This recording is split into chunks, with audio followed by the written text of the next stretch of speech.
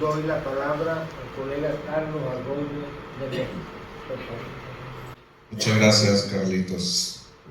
Agradezco nueva cuenta, al igual que mis colegas, la presencia de ustedes en este foro, que mucho va a ayudar al desarrollo de que las convenciones crezcan un poquito más en cuanto a la legalidad de nuestras colecciones, en que se pudiera hacer ese traslado, obviamente de cada bienio es un país sede distinto, entonces habemos quienes gustamos tanto de trasladar nuestras colecciones, como también encontramos algo interesante que nos falta y lo tratamos de llevar a nuestro país, ¿no? Entiéndase, una importación, una exportación de este tipo de piezas numismáticas a las que nos hemos referido previamente en una mesa que sucedió hace un par de horas por parte de mis colegas. Mi representación por México, debo decir que precisamente la base de esta teoría, que corresponde a la Convención sobre las medidas que deben adoptarse para prohibir e impedir la importación, exportación y transferencia de propiedades ilícitas de bienes culturales, se contiene precisamente en este convenio, en este tratado que se firmó en París en 1970. La pregunta inicial que nos hicimos al iniciar esta mesa redonda fue: ¿tu país cumple con este convenio? ¿Se adhirió, hizo algo? Y en el caso de México así fue.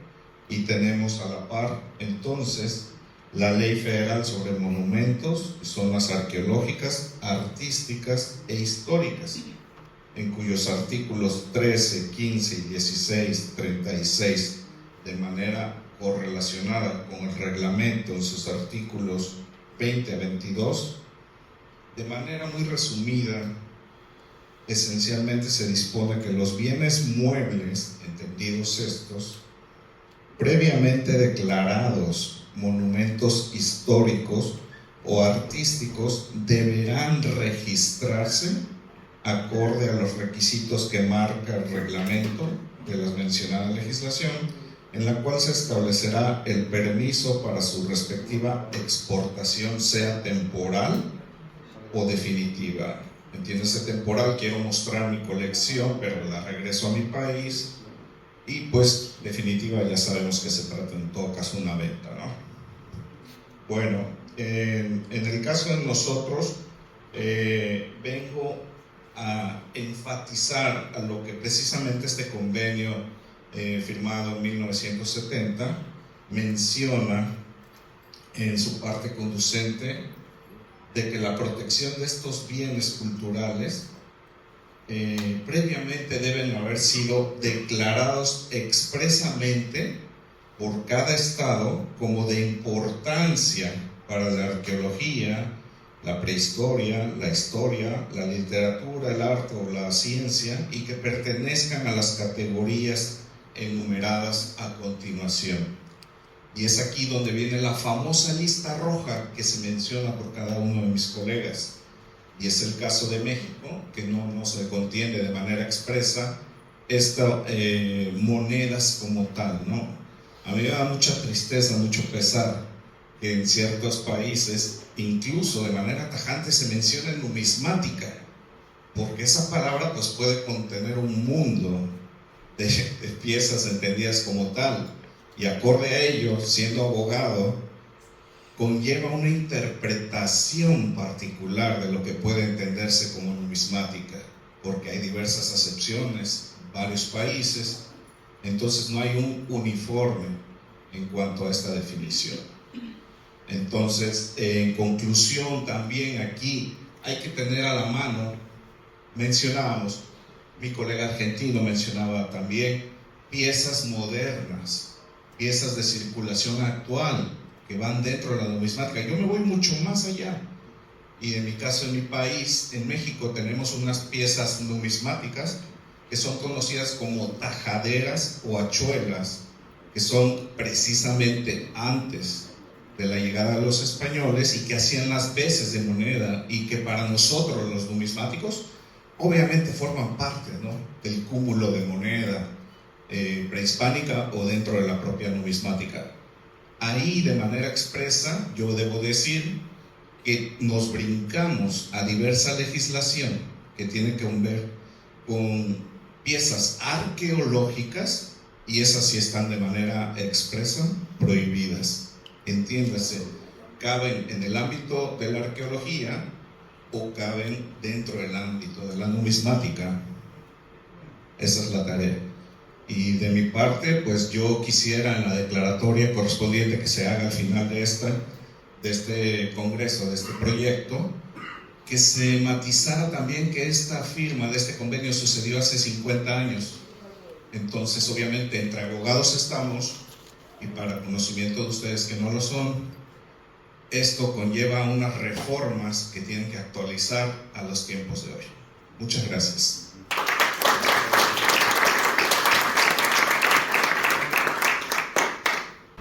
Doy la palabra al colega Manuel Villagarcía de Perú. Muchas gracias, Carlos. Muchas gracias a la Sociedad Numismática del Brasil por esta excelente convención. Muchas gracias a todos ustedes por estar presentes, amigo del paseíto. Muchas gracias a mi esposa.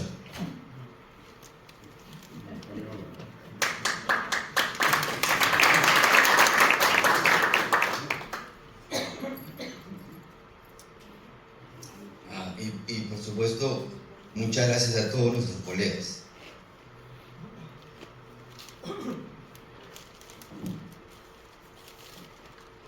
Bueno, esto es como un sueño que empezó el 2016 y ya hoy día, quinta convención, estamos reunidos 11 abogados que representan a 11 países y como estamos viendo, con vicisitudes totalmente diferentes. La Convención de la UNESCO de 1970, la República del Perú la ratificó por decreto ley de 1979.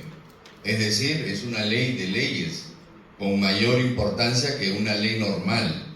Sin embargo, la República del Perú no la cumple. Es uno de los casos más extremos y le aplica a las piezas numismáticas como si fueran piezas arqueológicas, como si fueran ceramios precolombinos.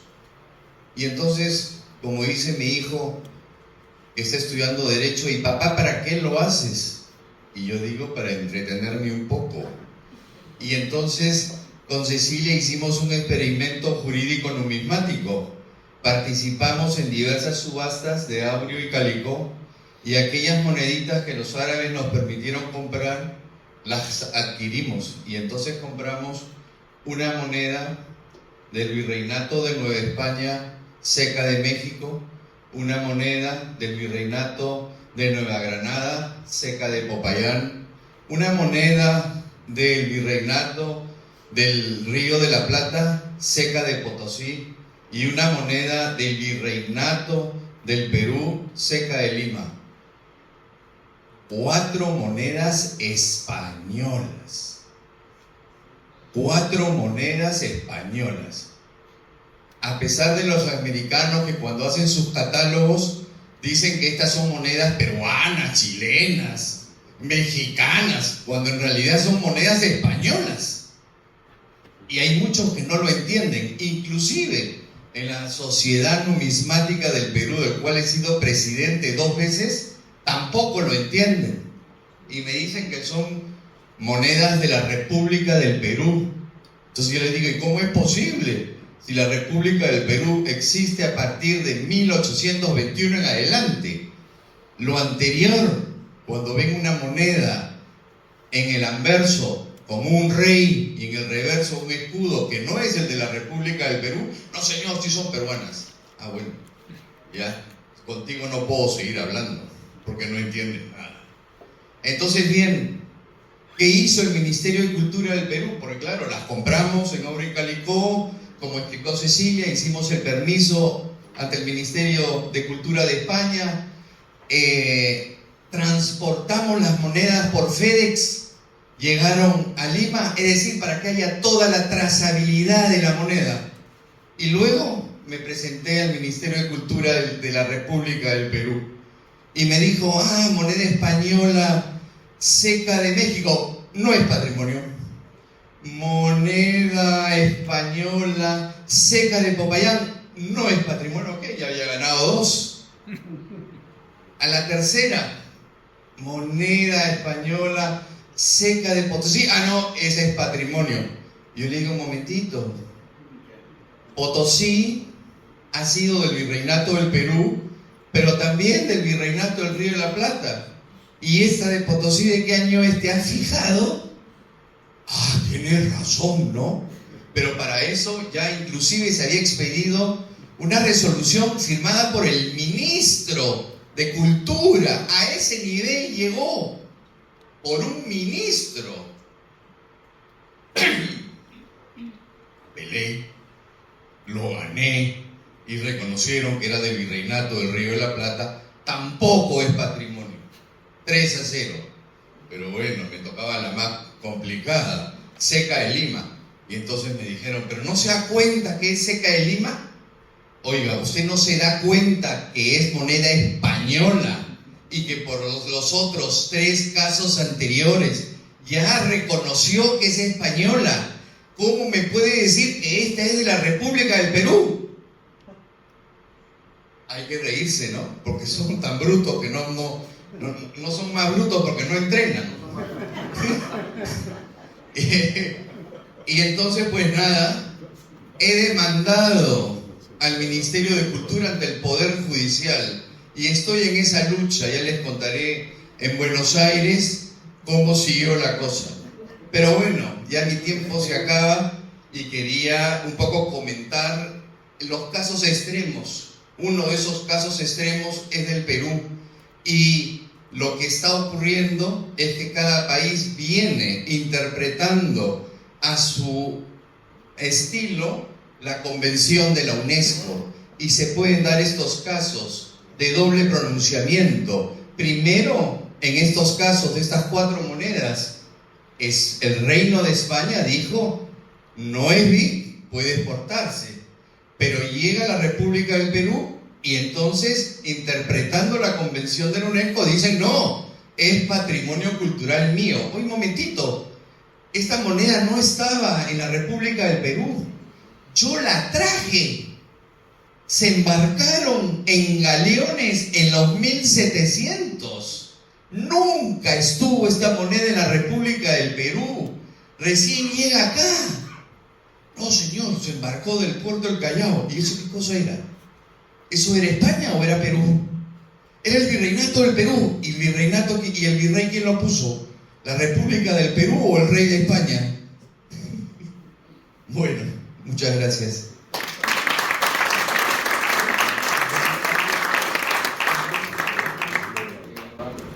Doy la palabra al colega de República Dominicana, Edward Veras Vargas, por favor. Gracias, muchas gracias a mis colegas y a todos ustedes que se han quedado hasta el final para participar de estas reflexiones. Esta ciencia numismática existe por todos ustedes, por todos los que comparten con nosotros esta pasión por estudiar y coleccionar las monedas. Por lo tanto, cuando un Estado pone a circular una moneda, que es un acto de soberanía, y la emite como instrumento para el pago de las obligaciones públicas y privadas y como instrumento de reserva de valor, se ha desprendido de ella y es propiedad privada, y eso es uno de los derechos fundamentales. Por lo tanto, a mí me parece obsceno que bajo cualquier pretexto se pretenda conculcar esa propiedad. O sea, yo estoy totalmente en contra de esos argumentos que parecen no de otro país, sino de otro planeta. Porque si el Estado pone a circular la moneda, a él le interesa como bien cultural, todo lo que tiene que hacer es reservar para esos fines una porción de lo que va a poner a circular. O sea, y eso me parece claro. Yendo al caso dominicano, nosotros en la Constitución de la República, en el artículo 64.4, hay algo interesante para todos ustedes, que no solamente muchos de nosotros coleccionamos monedas, sino otros bienes culturales. Se admite la posibilidad de la propiedad privada. Eso no existía anteriormente en nuestra legislación sobre bienes culturales, étnicos y arqueológicos tampoco. Y eso ya está previsto a partir del 2010 en la Constitución de la República. Entonces, nosotros somos signatarios de la Convención de París de la UNESCO de 1970. La ratificamos en el año de 1972. Debo decir que en República Dominicana ratificar y aprobar un tratado, aun sea por una resolución del Congreso, no significa que el tratado forma parte del ordenamiento jurídico interno por ese solo hecho, sino que constituye una obligación internacional de adecuar la legislación interna al tratado, lo que no ha ocurrido.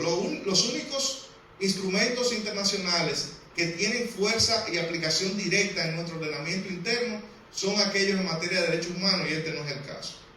Ciertamente ese tratado prevé en el literal E del artículo 1 la posibilidad, la simple posibilidad, de que el Estado, por un acto administrativo, establezca cuáles son esos bienes de interés cultural que menciona las monedas, pero no existe acto administrativo alguno del Estado Dominicano que se refiera a la inclusión de las piezas numismáticas como bienes de interés cultural. Eso no existe en República Dominicana, gracias a Dios, pero podría darse como un acto administrativo que sí se incluya.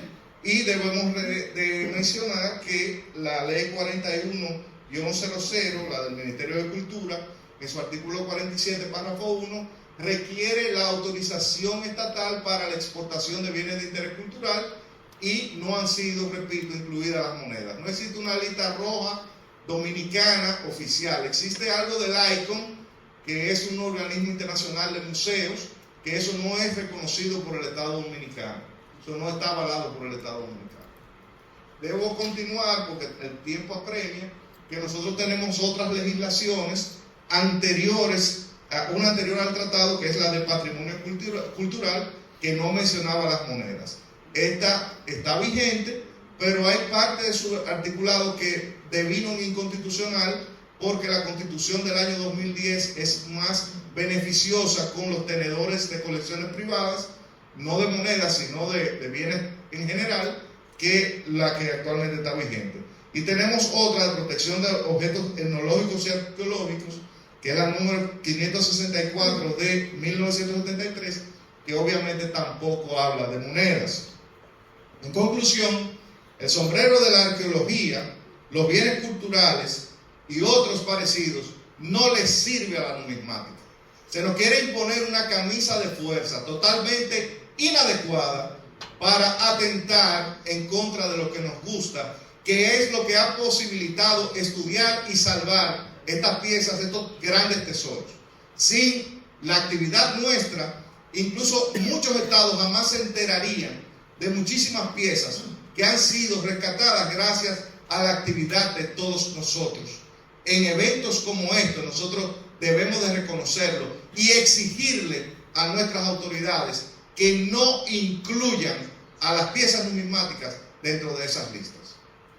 También debo decir que parte de las obscenidades que cometen nuestras autoridades es que incluyen a veces las piezas numismáticas dentro de esas listas, y a la postre, si usted la vende, ellos no tienen que ver que haya sido, cómo usted la trasladó. Si se enteran, hasta impuestos le quieren cobrar el impuesto a la ganancia de capital. Y esas son de las cosas absurdas que tenemos, a las que hay que ponerle coto. Y para eso yo entiendo que esta comisión jurídica debe de mantenerse firme en el propósito de elegir los mejores argumentos para exigir que los estados respeten lo que hacemos, porque es beneficioso para todos. Muchas gracias.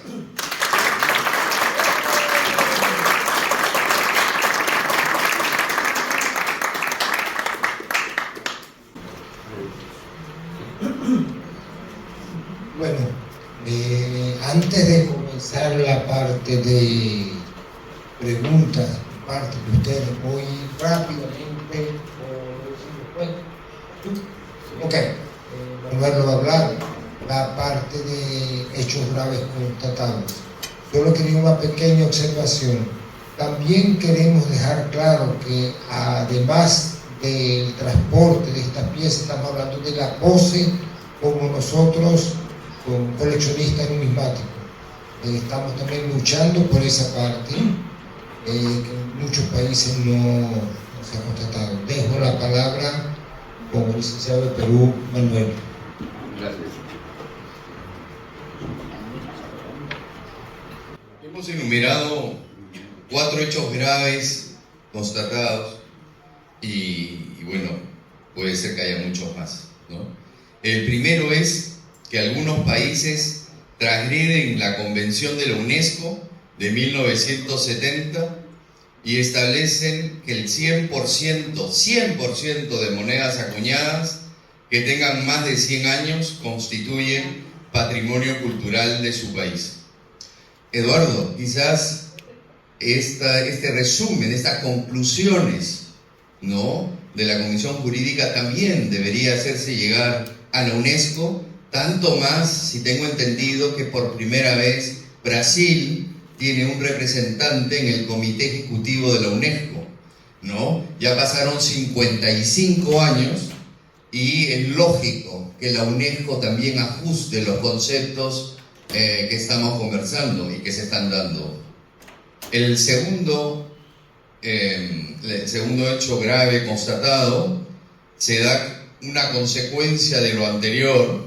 Cuando ello ocurre, es decir, que todas las monedas son patrimonio cultural, dicho país prohíbe todo tipo de exportación de estas monedas. El tercer hecho grave constatado: existen otros casos donde 2 países califican la misma moneda y de manera contraria. Por ejemplo, para España, una moneda de la Ceca de Lima de 1791 no es patrimonio cultural y para el Perú sí. Eso no dice la Convención. El artículo primero claramente se refiere a aquel país y que está concordado con el artículo 4 de la Convención, que habla de territorio. Entonces, si yo sé que el Reino de España fue la que acuñó la moneda en territorio hispanoamericano, Virreinato del Perú, ¿cómo es posible que el Perú diga ahora que también es su patrimonio? Pero bueno. El cuarto hecho constatado: estos países transgreden, decimos, el artículo 4 de la Convención de la UNESCO, que relaciona el territorio con la moneda acuñada, y se olvida que durante 300 años los países hispanoamericanos formaron parte de España. Y no quiero acaparar el micro, que los veo mis colegas que quieran comentar. Gracias, gracias, colegas. ¿Alguna pregunta, observación? Primero levantó la mano Glenn Murray, por favor. Sí.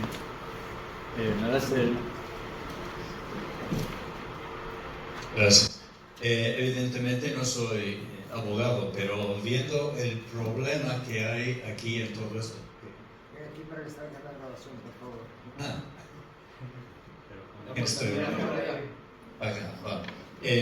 Vamos a ver. Creo que una de las cosas que hay que hacer es distinguir la diferencia entre monedas y todo lo demás de supuesto patrimonio cultural.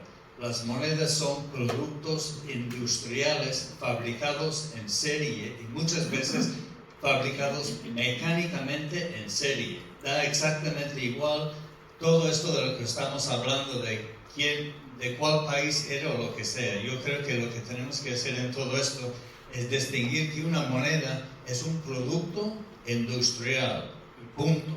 Se fabrica miles y millones de piezas absolutamente idénticas con máquinas, y eso lo diferencia, creo, en mi humilde opinión, de todo tipo de artesanía precolombiana y todo este tipo de cosas que sí se puede considerar patrimonio cultural, porque son piezas artesanales, no son piezas industriales fabricadas en serie con troqueles, millones de piezas idénticas. Y yo creo que debemos meter este tipo de concepto para defender lo que estamos hablando, porque si estamos hablando de diferentes, de si es de Perú o de virreinato o todo esto, se va a confundir y parece que son los políticos que están decidiendo todo este tipo de cosas, y ahí el campo es muy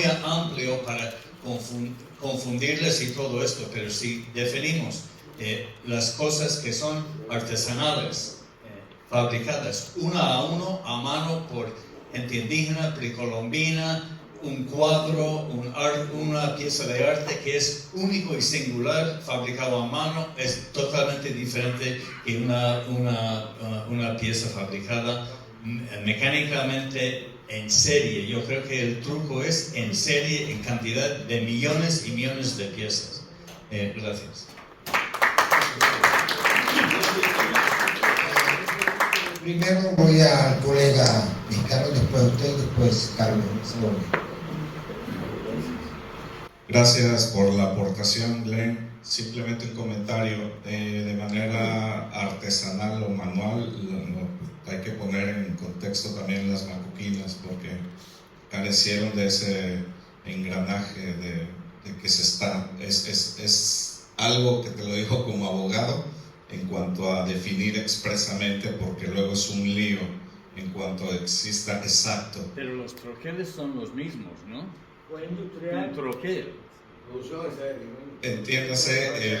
Entiéndase, yo escuché maquinaria industrial y Sí, por bueno, eso eso dije, son- estamos dejando fuera las macuquinas. Sí, bueno, pero Sí. las macuquinas también son fabricadas en Manualmente. serie, pero en serie, Ok, con troqueles manualmente. por millones. Lo que entendí como artesanía, Pero- yo entiendo tu punto de distinguir a lo Sí. precolombino, Sí, lo prehispánico, Eso es el problema. pero también hay que poner, o sea, legalmente, en el sentido jurídico, se puede confundir eso. Entonces, te lo digo de manera únicamente como esa. Gracias. Le doy el micrófono al siguiente. Federico. Puede venir aquí para... Sí, cómo no. la grabación. Buenas tardes, soy Federico Pavletti de Argentina y hay 3 reflexiones que me llevan la charla que vimos recién. La primera es que hablamos de patrimonio y exportación y movimiento, pero no hablamos de patrimonio y detectorismo. Y la verdad que en Argentina está habiendo muchísima gente que va con los aparatitos, agarra las piezas y después las pone en el sistema. Cuando no se sabe de dónde sale esa pieza, le estamos sacando páginas y páginas y páginas al libro de historia. Entonces creo que también la cuestión de patrimonio debe estar vinculada con el detectorismo, que es lo que hace también a poder reconstruir lo que va hacia atrás, y por lo menos no lo he escuchado, pero creo que es un punto para mí clave de entender cómo se maneja el detectorismo y cómo manejamos o controlamos, porque una cosa es la comercialización y otra cosa, el traslado, pero otra cosa es de dónde viene. Y de dónde viene es muy importante saberlo, independientemente de si usamos la norma civil de Inglaterra, que creo que es la mejorcita, o la italiana, que es bastante complicada, o los vacíos que tenemos en Argentina, acá el doctor podrá después decir. Esa es la segunda reflexión, que tiene que ver un poco con los puntos de la diapositiva final, tiene que ver que una de las legislaciones, si no me equivoco, la de Chile, mencionaba un valor de exportación. Entonces la pregunta es cómo evaluamos una moneda. Si 2 tipos se calientan, o 2 personas, no quiero ser sexista, en una subasta, y una moneda a la vez va a 7 veces el valor de la misma, y si no, sale por la base, que es el metal. Entonces también dentro del vacío jurídico la pregunta que yo me hago es ¿desde dónde y cómo lo evaluamos? Yo me voy con una valija entera de billetes que no valen nada, y me paran en la aduana y me dicen no, te estoy llevando un montón de billetes, ¿cuánto vale? Bueno, sería muy interesante también entender cómo, para el caso, digamos, que las exportaciones se utilice el valor de divisa, a ver si pagan impuestos o no pagan impuestos, cómo se traslada, si puedo moverme con más o menos de $10.000 encima sin declarar, cómo evaluarle. La tercera, que tiene que ver con la última charla del colega de la Punta, que se habló desde el lugar de las asociaciones numismáticas y que plantean y el pero son numismáticas, y se habló del Estado que legisla. Creo que nos estamos olvidando de un actor que es clave, fundamental, y acá la señalo a Ana Dico, que vino con catedráticos, son las instituciones académicas, las instituciones que forman y que estudian, y que es muy importante involucrar, a mi juicio, en este tipo de debates y discusiones también a las instituciones académicas, que son quienes supuestamente han estudiado, no tienen intereses y son los que administran el saber. Bueno, esas son mis 3 reflexiones.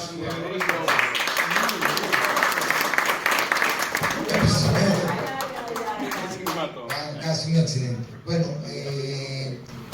antes de pasar el micrófono para los cuales aquí y después con Carlos, también tenemos que dejar claro que nosotros numismáticos ejercemos una ciencia numismática auxiliar de la historia, una ciencia milenaria. Creo que es importante dejar eso claro, también la participación de catedráticos. Paso para responder.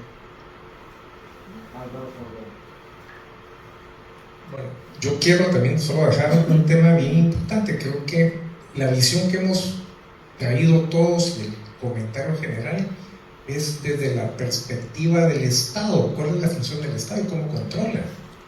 Pero es un tema bien importante. Para mí, me gustaría que también sea parte también de la ponencia o del planteamiento general, es que debemos verlo también desde el punto de vista del humano. Tenemos derechos humanos y ese es otro de los principios que creo que todas las constituciones de América Latina, España y los 33 países que están apoyando este evento, esta quinta convención, establecen como principio general que los derechos humanos son extensivos, deben interpretarse en la forma en que mejor se interpreten pro hominis, pro hombre, por el humano. Y parte de los derechos humanos es el derecho a propiedad, la educación, la misma satisfacción personal de tener una, dos, o coleccionar Barbies o coleccionar autos de colección. No tiene ninguna diferencia psicológicamente, culturalmente y constitucionalmente entendido desde los derechos humanos, el tener una colección numismática de piezas numismáticas, es el concepto de monedas, de piezas numismáticas que tienen un valor distinto, el valor cultural, educativo propio de mis derechos humanos. Muchas gracias. Mira, el trabajo que hemos hecho y que nos une a todos los países es sobre la Convención de la UNESCO de 1970, ratificado por 150 o más países. Entonces acá tenemos un vínculo común sobre lo que hemos estado trabajando. Tu primer comentario sobre detectorismo es totalmente válido, pero es otro monstruo. Quizá ustedes en Argentina en 2 años, y con Julio aquí presente que está tomando nota, puede liderar el tema, porque el detectorismo está regulado por cada país con el descubrimiento de tesoros, y eso está en el Código Civil de cada uno de nuestros países, y el que encuentra un tesoro es suyo, ya vas a discutir, pero es otra cosa. Acá lo que estamos hablando es, yo adquiero una moneda, ¿puedo exportarla o no? ¿Mi país me va a permitir exportarla? Y de eso estoy señalando legal y válidamente, no que me la meto en el zapato y a ver qué pasa. Simplemente agregar algo quizá para satisfacer un poco la inquietud en cuanto al detectorismo. Si tú arrancas a detectar y te topas con un sitio arqueológico, eso es otra historia y el Estado interviene inmediatamente. Si tú estás detectando en un lugar público, que no es de nadie, ahí eso, lo que tú encontraste es tuyo. Si tú estás detectando en un predio ajeno, entonces privado, depende si tú tienes permiso o no del propietario del predio. Entonces esas son variables. También acuérdate que el régimen del Código Civil respecto a los tesoros, por lo menos los países que tenemos tradición romano-germánica, que adoptamos el Código Civil francés, napoleónico de 1804 en algunas de sus vertientes, lo que tenemos es una legislación que se ocupa de ver si por casualidad, sin tú estarlo buscando deliberadamente, tú te encuentras con un tesoro y ahí tú tienes derecho. Pero no dice nada del fenómeno del detectorismo, que tú, debidamente munido de un aparato, de un artefacto que te permite detectar lo que hay debajo de la tierra, pues tú busques, porque eso no es un hallazgo casual, eso es un hallazgo deliberado, y esas son otras 500. Ahora, sí, como bien dice Manuel, eso es un tema para hacer otro conversatorio que no terminaría en lo que resta de la tarde.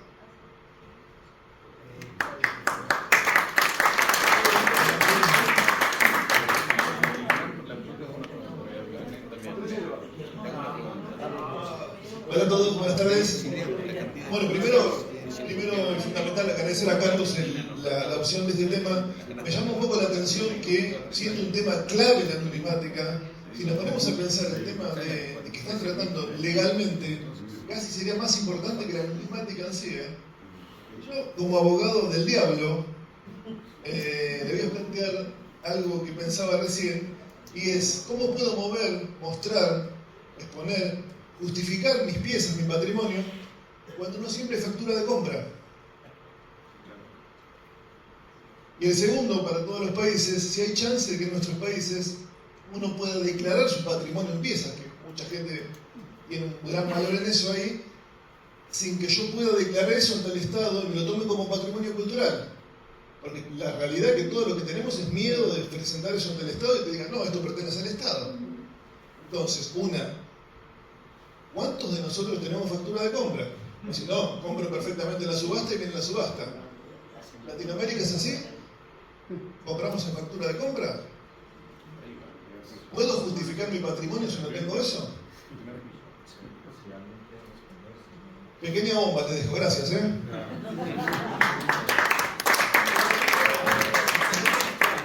Gracias, Carlos. No sé si gracias. Ya le voy entonces a pasar para Julio que te responda. Hay un principio, como mencionaba el colega, del derecho francés, del derecho civil, del Código Civil francés, posesión vaut titre. La posesión equivale al título. Las monedas siendo bienes muebles, como esta ropa, como un reloj, como un perfume, no hay por qué ponerla en un bien mueble distinto. Es decir, ¿y el Estado justifica eso, que la posesión vale el título? Está normalmente en todas las leyes civiles. Entonces, ¿qué riesgo hay con el patrimonio cultural? Que lo tengas que registrar, que te obliguen a registrarlo. Continúa, Perdón. Y esto se relaciona mucho con el tema de la imaginación que yo mencionaba. Es decir, todos andamos vestidos. Entonces, la gente normalmente ve ropa y no nos pide recibo por la ropa. Si la robamos o algo así. Pero la mayoría de la gente no son numismáticos, o no son numismáticos. Entonces, las monedas, al verlas, es algo inusual. Entonces, lo que no se ve usualmente despierta un poco la imaginación. Un caso de un colega que le ocurrió en Argentina, comerciante, que salía con algunos medios reales, todos comunes, de un estado más o menos. Le dijeron que había una denuncia penal de hacía muchos años de que habían sido sustraídas unas monedas de un real o de medio real o algo así, y que sospechaban que tal vez podían ser esas, pero no había ningún elemento de que fueran esas, al contrario. Y justamente lo que decíamos antes, las monedas son bienes producidos en serie y perfectamente fungibles unos con los otros. Entonces, si hay una denuncia que se robó una cámara Nokia, yo tengo otra cámara Nokia y salgo de viaje, no tengo por qué justificar que mi cámara Nokia no es robada. Al contrario, la posesión vale título y se presume justamente la buena fe de que lo tiene y la adquisición en términos legales, salvo prueba en contrario. Gracias.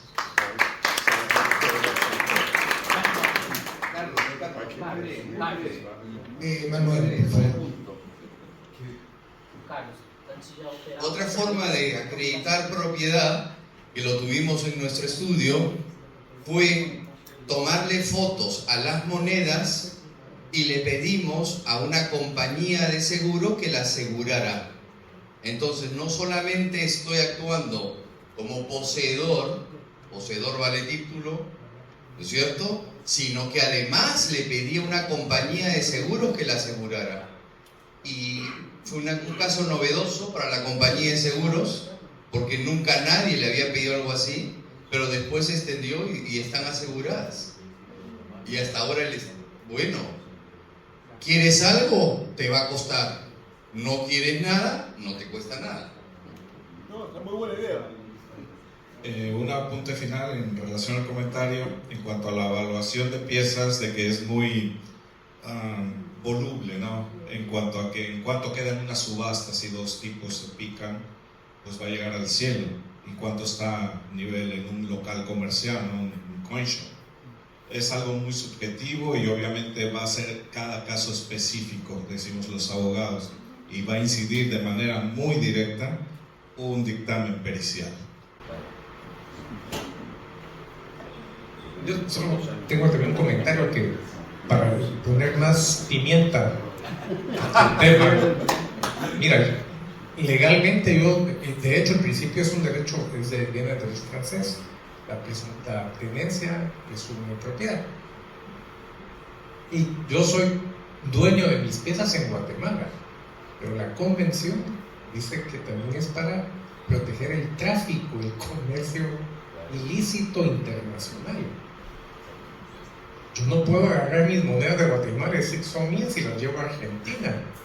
Yo quisiera saber que en 3 aeropuertos me van a detener en cualquiera y me van a aplicar, pues porque cada estado también tiene la obligación de velar por el patrimonio cultural de los demás estados partes. Eso es bien importante, pues, que Guatemala tenga libertad y facilidad de mover sus piezas. Las autoridades también del país, ¿a dónde vas? Puede también causar complicación. Muchas gracias. Pero Álvaro, mira, ¿cómo haces? Declaras ante la aduana y te las llevas. Y esa declaración de aduana le va a servir al otro país en la que ingresas. Ya estás declarando propiedad y tú la estás llevando. Otra cosa es que te la lleves en el bolsillo.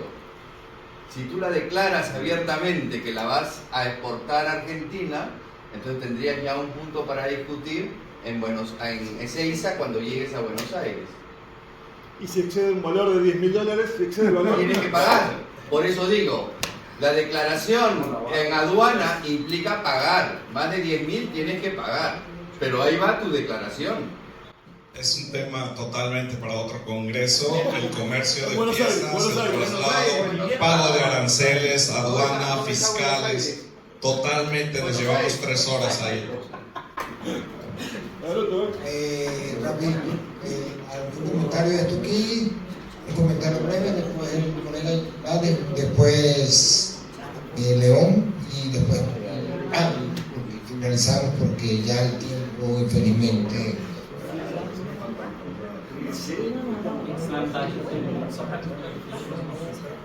Não poderia deixar vocês aqui sem o Brasil se posicionar referente a essa discussão, porque vocês estão saindo daqui logo mais, então vocês precisam saber do seguinte: advogados, a gente precisa produzir prova.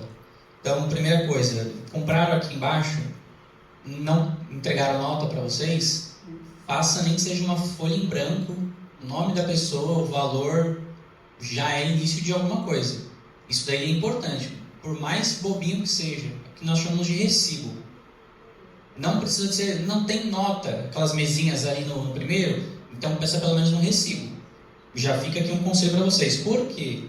A gente estava comentando, como fica a questão? Vai ser tributada se acontecer, ou se tiver um tipo de taxa? Qual vai ser a referência? Até se for para fazer declarações no seu acervo pessoal, qual é o valor de referência? É o valor da transação que foi comprada, valor de catálogo, que existem pessoas que são referências, ou é o valor de um site que não é confiável e que a gente sabe que tem valores absurdos? Aí está o ponto. Por que eu estou falando esses 3, inclusive, referências? Para a gente pensar no seguinte, no que acontece?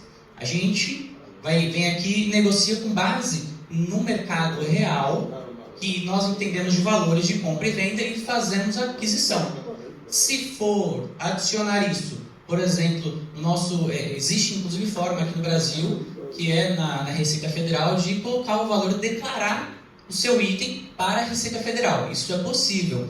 Mas ali você vai adicionar o valor da sua compra ou o valor da sua peça avaliada. É uma outra discussão. E a questão é, passando na alfândega, passando na Receita Federal, qual é o valor que os funcionários e o pessoal que não entende de numismática vai olhar?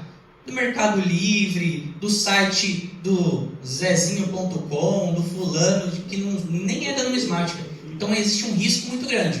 Por isso fica aqui os meus comentários a esse respeito.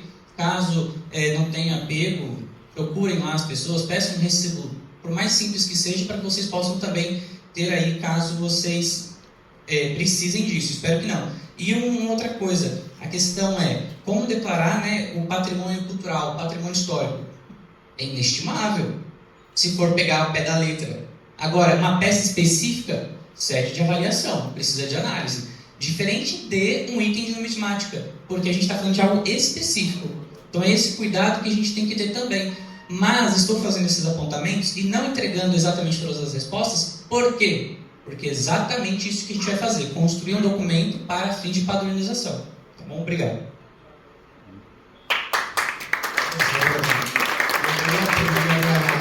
Que sea breve porque ya por el tiempo. Sí, ahora. Por favor. Hola, buenas tardes para todos. Os estoy visitando desde vuestro país vecino, pero originalmente soy de Alemania y quería decir sobre todo algo al respecto de lo que ha mencionado él, porque es un tema muy interesante y deberíamos tener en cuenta si de verdad queremos regularizar las cosas en el tema de la numismática, como en todos los temas del coleccionismo, que pueden ser estampillas, cuadros, lo que sea. Sí, hay una guía para valores, pero no siempre hay una factura y no siempre queremos una factura. Y hay que tener bien en cuenta si queremos reportar eso a los estados en los que vivimos y si queremos pagar los impuestos, si nos lo quieren sacar, si nos queremos quedar con eso o si lo van a llevarse a sus propias casas, los que nos lo confiscan. Así que pensemos bien si queremos de verdad regularizar todas las cosas, porque si ni el precio de un catálogo nos dice exactamente el precio de la pieza, y tampoco nos dice incluso el aduanero si hemos agarrado una pieza falsa o una pieza correcta, que luego en nuestro país la podemos hacer evaluar, porque en ese país donde la hemos adquirido no se ha podido por cualquier razón. Y billetes es un tema que no hemos tocado en ningún momento, cada uno tiene su número de serie.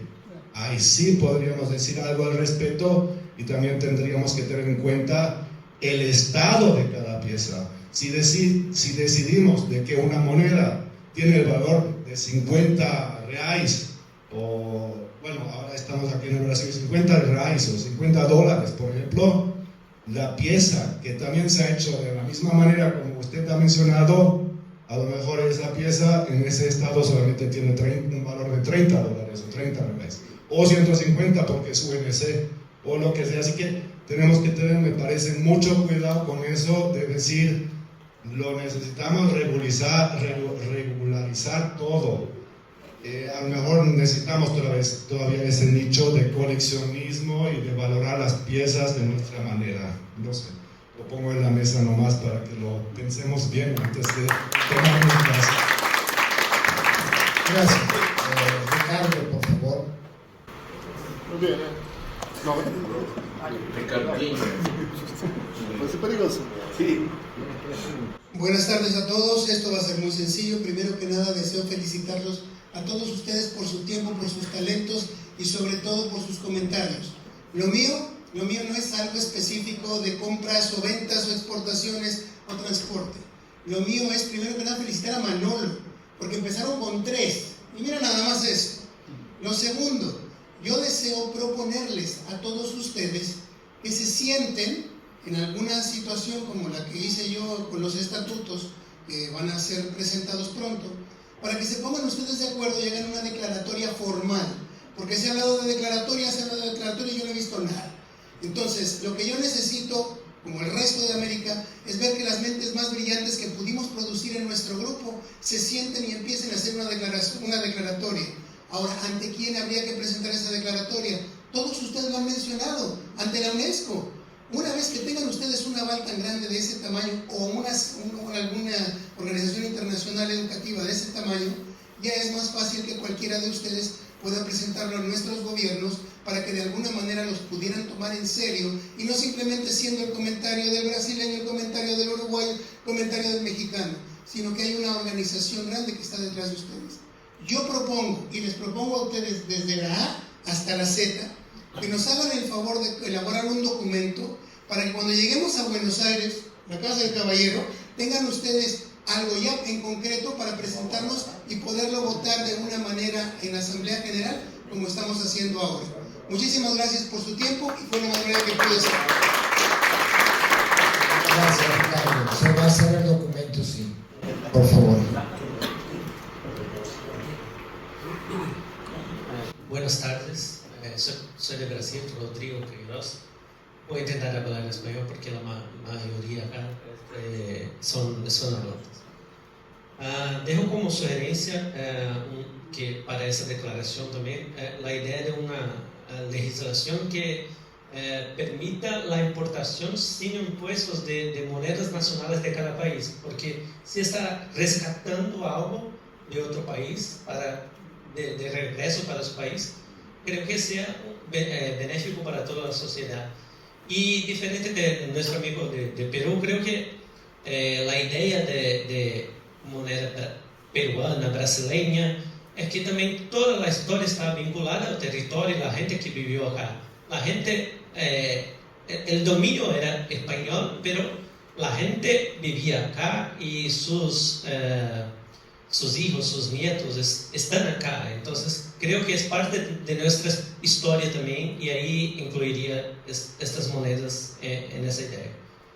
Una otra idea sería que la lista de monedas que sean patrimonio cultural debería ser, creo que el contrario, las que no son patrimonio cultural, porque ahí si aparecen monedas que son únicas, no podrían ser exportadas, pues serían únicas. Y si limitamos una lista de monedas que son patrimonio, otras que son raras o únicas podrían ser exportadas. Y por último, una pregunta ahí para Eduardo sobre la SNB es ¿qué SNB ha hecho para visando mejorar las leyes en Brasil? Si hay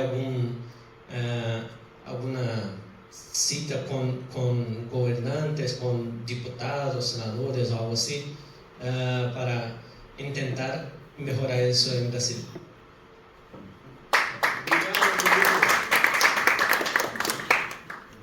Sim, com certeza.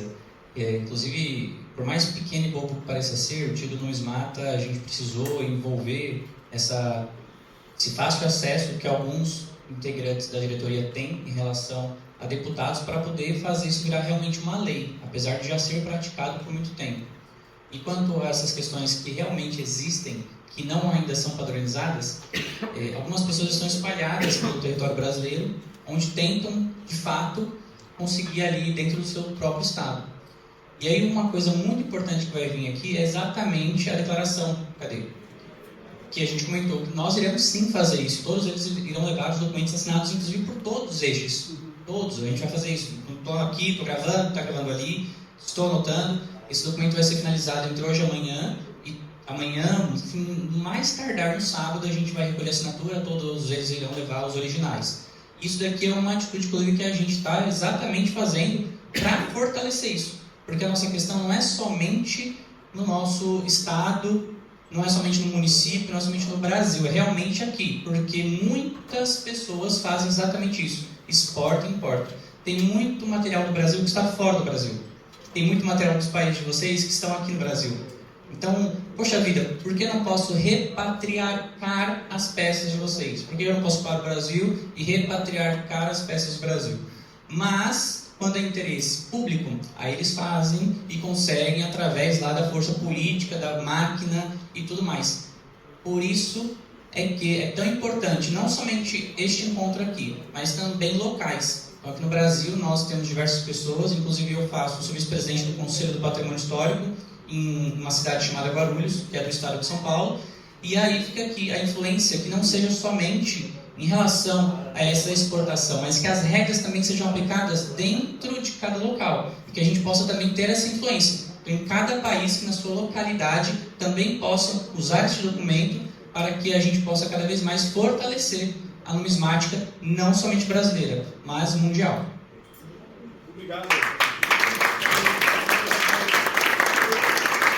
Antes de pasar la palabra final para el colega Daniel, quiero agradecer públicamente a todos los colegas aquí presentes por su tiempo, por su trabajo, por su disponibilidad en esta mesa de trabajo que con certeza ha sido muy importante y es un paso para el futuro de la numismática más participativa, de realce de esta ciencia nuestra. Y también agradecer a todos ustedes por estar aquí casi 3 horas.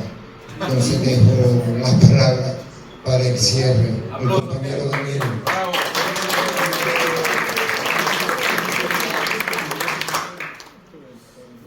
Queridos colegas, primeramente quiero expresar a todos ustedes mi agradecimiento por la dedicación que han brindado a tocar un tema tan importante para todos nosotros. Y también agradezco al público por su inquieta participación, porque para todos los numismáticos es un gran problema el estatus jurídico de nuestras piezas, de nuestras colecciones. Es el dolor de cabeza más grande que todos nosotros tenemos. Entonces, para todos los presentes y los que han aportado y los que han atendido con tanto interés, primeramente pido un voto de aplauso, por favor. Bien. Entrando en materia como conclusiones finales, primeramente deseo que tengamos nosotros puestas muy bien las fronteras de nuestro trabajo actual. Son 2 los grandes ejes en los que tenemos que trabajar. El estatus jurídico de las piezas numismáticas, del patrimonio numismático, y por otro lado el tráfico lícito de estas piezas. Hay que tener focalizado el ámbito de trabajo, porque de lo contrario sería un mundo jurídico, sería un trabajo enormemente grande, tomaría mucho tiempo y quemaríamos muchos recursos valiosos. Por lo tanto, la acotación que señala Federico de trabajar el tema de arqueología patrimonial vinculada al texturismo es el siguiente paso que tenemos no solo que dar. El problema es de dónde vienen, porque en los últimos 3 años se inundó el mercado, que hoy en día está dando vuelta, desde el detectorismo. Entonces no es solo el detectorismo, sino entender dónde vienen las piezas. Que comprendemos a cabalidad, querido, y tú has aportado con un tema muy importante que nos tocaría tocar en la siguiente mesa jurídica, porque realmente es importante ver el estatus jurídico de las piezas provenientes de prospecciones arqueológicas, sean legales o no, sean en territorio, en áreas públicas o en áreas privadas. Ese es un mundo aparte que en el siguiente paso tendríamos que abordar. Por lo tanto, hoy vamos a circunscribirnos a estatus jurídico de las piezas y a tráfico lícito de las mismas. Para eso tenemos marco normativo vigente. Este ejercicio de hacer una comparación normativa y una doctrina comparada de lo que pasa en todos nuestros países es el primer paso.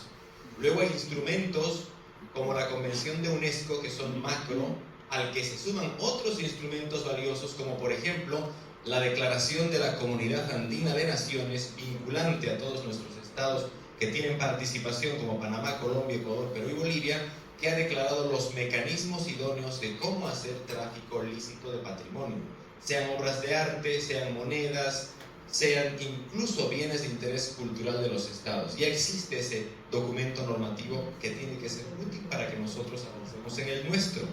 Y en eso viene un aporte singular de Ana Vico y su grupo de trabajo, que gentilmente nos ha facilitado información sistematizada de todo lo que pasa en los países europeos, he visto americanos y de otras latitudes, para trabajar estos conceptos. Por lo tanto, para Ana y para su equipo de trabajo pido otro voto de aplauso. Con todo esto cumplimos los 3 grandes mundos en los que tenemos que trabajar. Gobernanza con los estados, sociedad civil, que somos nosotros, y academia. Entre los 3 tiene que generarse este diálogo. Finalmente, deseo citar que es muy importante conocer que Desde el año 2016 hemos efectuado declaraciones. ¿Recuerdas, querido Manolo, cuando tú entregaste a las autoridades locales en Potosí la primera declaración de Potosí referente al Galeón San José? Lo propio pasó en Cartagena de Indias, porque en esas convenciones el asunto más álgido fue el Galeón San José y el estatus jurídico del cargamento subacuático que tiene, a la luz de las convenciones de patrimonio subacuático de UNESCO y otras. Sin embargo, para esta quinta convención, nuestro motivo de estudio es el estatus jurídico de las monedas como material numismático y el tráfico lícito. Por lo tanto, nosotros vamos a hacer una reunión excepcional el día de hoy, de mañana, vamos a seguir enriqueciendo nuestras opiniones a la luz de documentos, de doctrina comparada, para poder emitir la declaración de Río de Janeiro. Y al igual que hicimos en anteriores convenciones, ese documento deberá ser suscrito por todos los que estén de acuerdo con el documento en el día final de nuestra convención, vale decir el día sábado. Con lo cual, nosotros tendremos un documento válido de sociedad civil organizada para presentarlo a las entidades rectoras de cada uno de nuestros estados, como estados miembros de la convención. Él presentará al ente rector, que es el Ministerio de Culturas, lo propio Manolo, que tiene tanta amistad con el Ministerio de Culturas de Perú, hará lo suyo con la ministra. Cuenta con eso.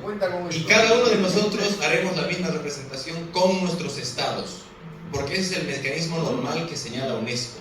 Y paralelamente mandaremos un documento con nota de atención a la Secretaría Técnica de la Convención de UNESCO, que es la oficina pertinente que tiene que escucharnos a nosotros como sociedad civil organizada. Nosotros somos los que tenemos el problema. A nosotros nos perjudican regulaciones tan variadas y disímiles en todos nuestros estados. Por lo tanto, como agraviados, estamos buscando una nueva doctrina de patrimonio numismático que tenemos que construirla en base a esos dos grandes pilares: sociedad civil, academia, buscar un nuevo marco de gobernanza. Con estas palabras finales y con estas reflexiones, queridos amigos, cerramos nuestra mesa jurídica 2025, agradeciendo a todos por su participación e invitándolos y animándolos a conocer el texto final de nuestra declaración de Río 2025 y suscribirla entre todos. Muchísimas gracias. Obrigado.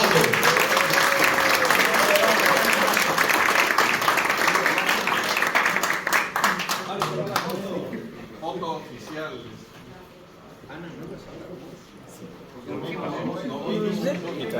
No sé. Pero mira,